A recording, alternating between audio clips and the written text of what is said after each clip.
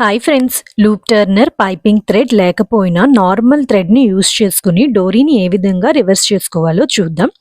దానికోసం 1 inch width ఉన్న cross పీస్ని తీసుకుని ఇప్పుడు ఆ పీస్ని సెంటర్లో ఫోల్డ్ చేసుకొని కార్నర్లో ఈ విధంగా కట్ పెట్టుకోవాలి. ఇప్పుడు మనం సెంటర్లో ఒక 2-3 టైట్ స్టిచ్చెస్ అనేది వేసుకుని మనం క్లాత్ ఎంత తీసుకున్నామో అంత లెంత్ థ్రెడ్ని తీసుకొని ఇప్పుడు ఆ కార్నర్ని వీడియోలో చూపిస్తున్నట్టు ఈ విధంగా ఫోల్డ్ చేసుకుని మనం తీసుకున్న ఆ థ్రెడ్ని ఫ్యాబ్రిక్కి సెంటర్లో పెట్టుకొని ఫోల్డ్ చేసుకొని ఒక స్టిచ్ అనేది వేసుకోవాలి. ఈ విధంగా చివరి వరకు స్టిచ్ అనేది వేసుకోవాలి. ఇప్పుడు మనం థ్రెడ్ని పట్టుకొని స్లోగా మనం రివర్స్ చేసుకుంటే డోరీ అనేది మనకి ఈజీగా రివర్స్ అవుతుంది. మనం డోరీని రివర్స్ చేసుకున్న తరువాత ఆ కార్నర్స్ని ట్రిమ్ చేసుకోవాలి. ఈ వీడియో గనక మీకు నచ్చినట్టయితే please subscribe Ojaswi creations. Thank you.